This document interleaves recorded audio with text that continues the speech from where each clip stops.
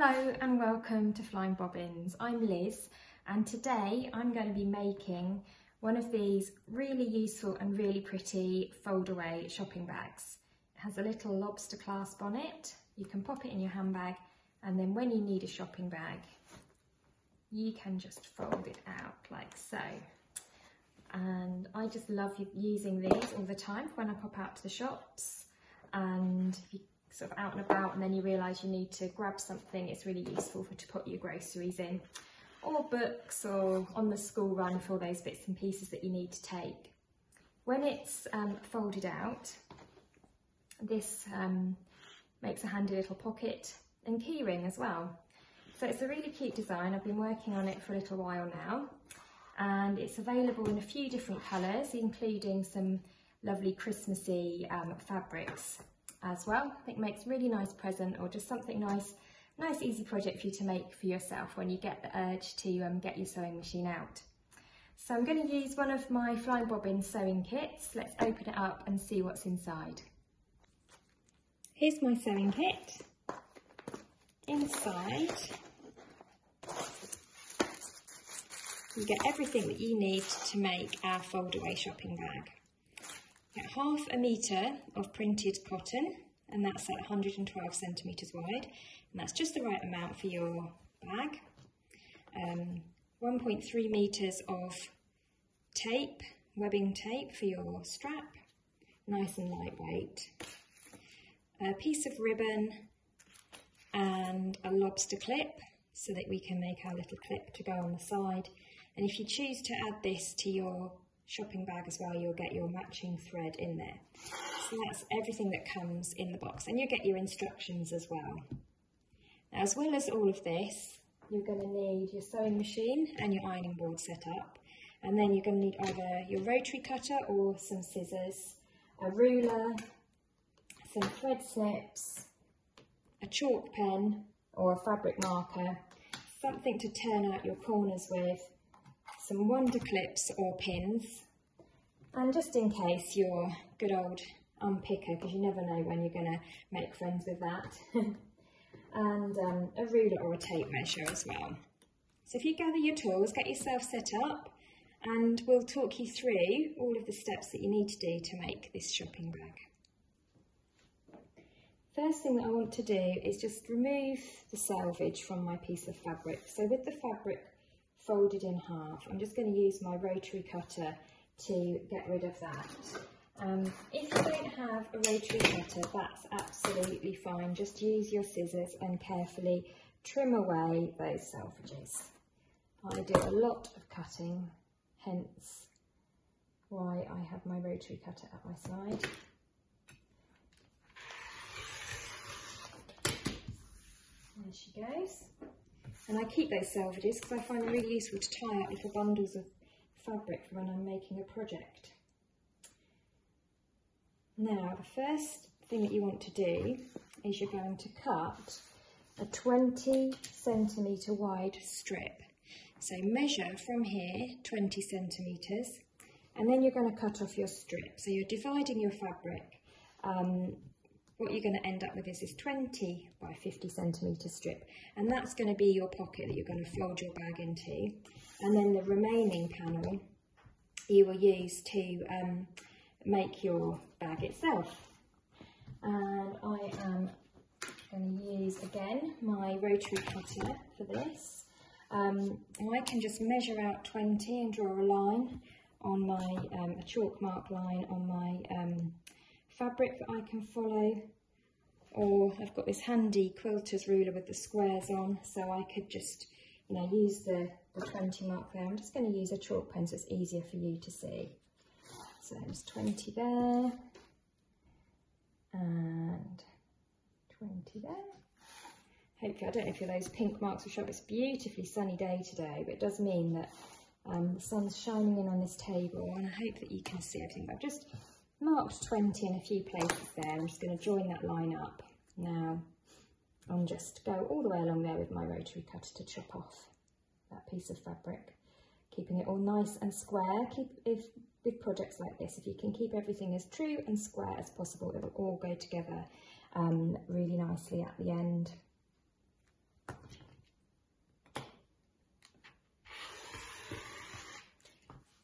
now. That's my 20 by 50 centimetre piece there. I've got that now.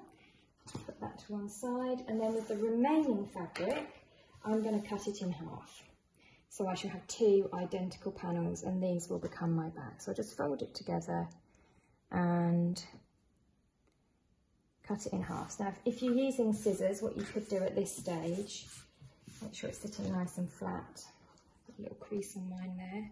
So if you have scissors, you can just use your iron maybe to press so that you give yourself a really strong crease line there to follow. I'm actually just going to, with it folded in half, I'm just going to cheat a little bit and just remove the tiniest shard of fabric in order to chop these both in half, because I find that quicker than opening it back out. So I've just literally removed 2 millimetres there, and that's left me with my 2 identically sized pieces of cotton fabric ready to make my bag. There we go. And then my third piece, which I chopped off at the beginning, which is your 20 centimetre wide piece. So that's everything cut up. We shall now move on to sewing it all up together. Now we're going to do something rather unusual in this first step, because we're going to start off by putting the fabric wrong sides together. Which is the opposite of what we normally do when we're sewing. But the reason for this is we're going to encase our seams. We're going to actually do, around the edge of this bag, we're going to do French seams. So this is exciting if you've not done them before. And it just means that we're not having to zigzag anything, and we're giving the bag a lot of strength and durability. We're not worrying about any exposed raw edges with this bag that could potentially be succumb to fraying. So I just want to make sure that those 2 squares or rectangles of fabric are matched up nicely. And what you want is for the 50 centimetre this way, so it's 50 centimetres deep.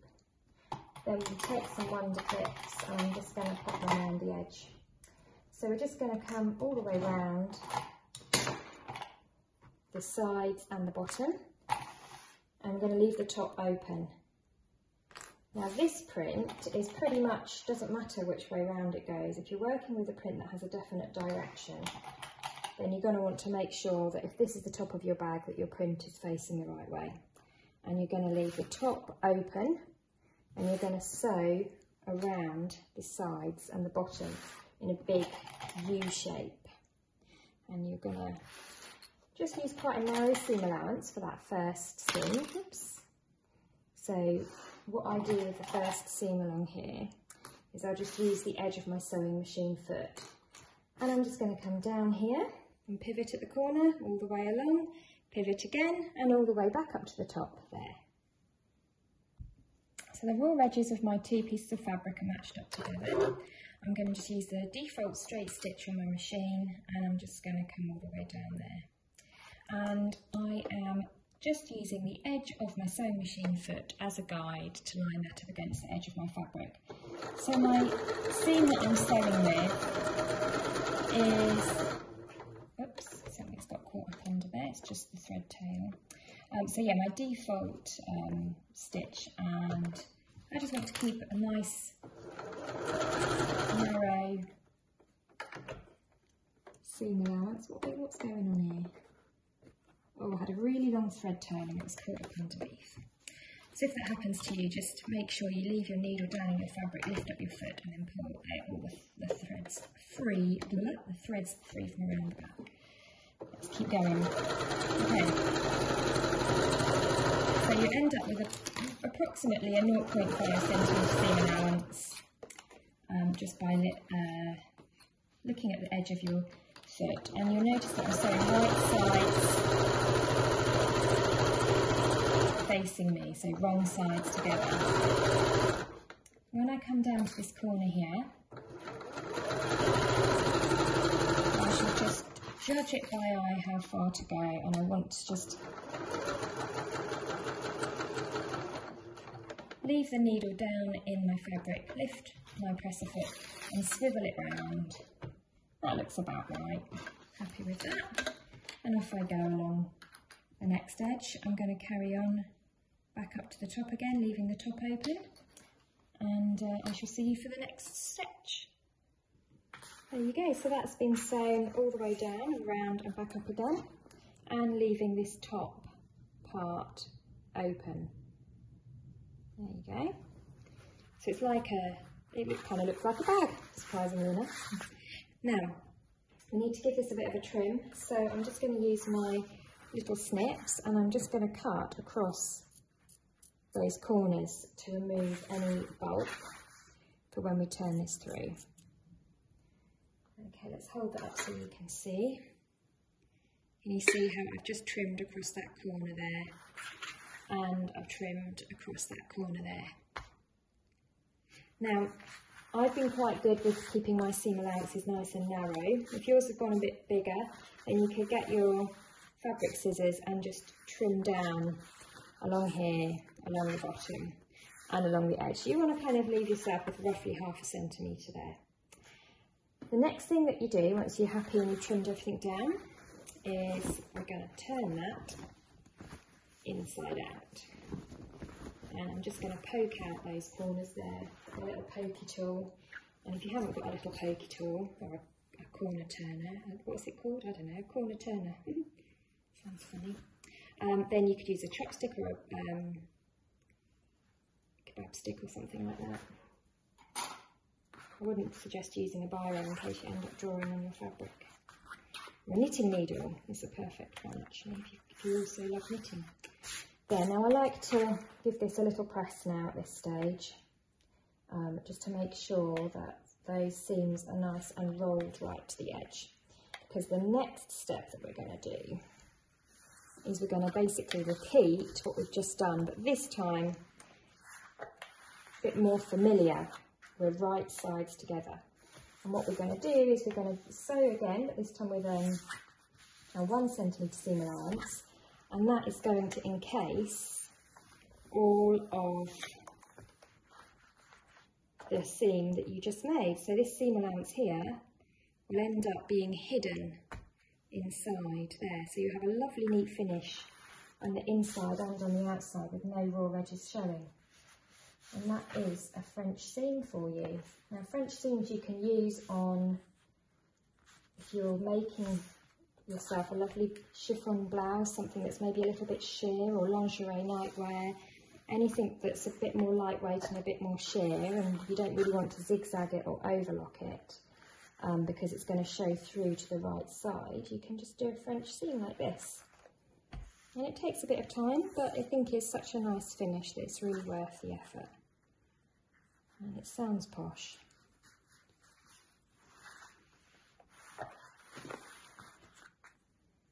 And I'm pretty sure there's something funny, like I think that in French they call a French seam an English seam, which always makes me laugh. I'm sure there's something funny like that goes on. We call it a French seam and they call it an English seam. It's very polite of us. I don't know who it belongs to. Right, so I've given that a nice press all the way around. Now I'm going to go back over to my sewing machine, and 1 centimetre in, all the way down here, all the way back across, sorry, can you see that? All the way down here, all the way back across, and all the way back up again. And that's my bag pretty much made. So starting again at the top with my bag opening there, I'm going to pop that back under my machine, and I am going to sew with a 1 centimetre seam allowance all the way around. If you feel like your bit of seam allowance that's in there is a little bit chunkier, then just sew around your bag with a 1.5 centimetre seam allowance. It doesn't really matter, you just have ever such slightly narrower bag, but if it means that you're happy that your raw edges are all going to be a bit more encased, then just go for it and go for a slightly bigger seam allowance. So let's start off with a back stitch. And I'm just lining up the raw edge or the folded edge of my fabric with the number 10. on my needle plate, which indicates a 1 centimetre seam allowance. And again, it's only a shopping bag, so don't worry too much if you go a bit over. Not a problem. It's a nice beginner project this, nice to get you into the groove with your sewing. And I think you could give these a gift, so maybe a really impressive and useful gift. I'm going to try and make a lot of my Christmas presents this year. And again, as I come towards the corner, I just slow down a bit. And when I feel happy that I'm near to the end, squeeze that round, back down I go, and off again.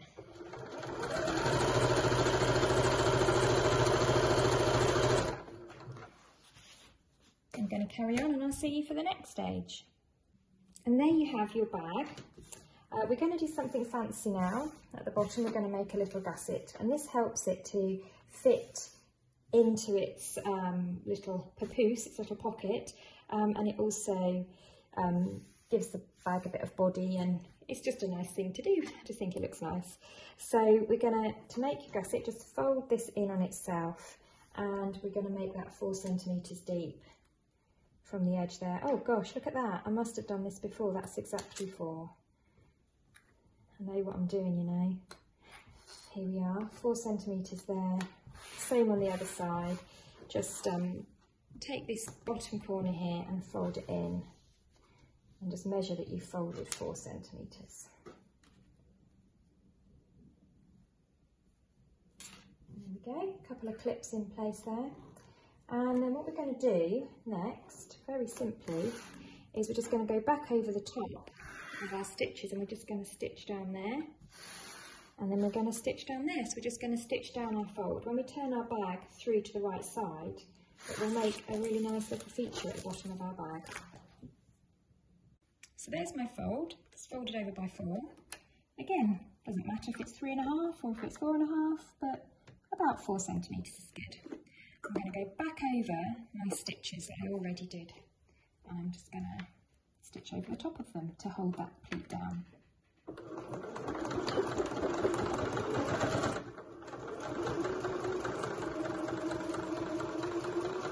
Little back stitch at the beginning and end, and we're done.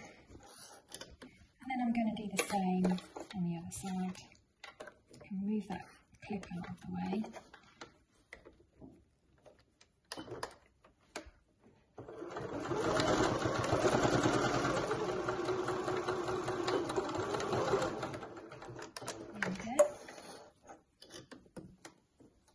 So that's just folded in on itself and stitched, and I'll show you what that looks like when I turn it through now. There you go, so you can see how that looks now. It's just, there is your bag, and we've just folded it in and stitched it. So when we turn this through, you'll get a gusset effect at the bottom of your bag, which is quite nice.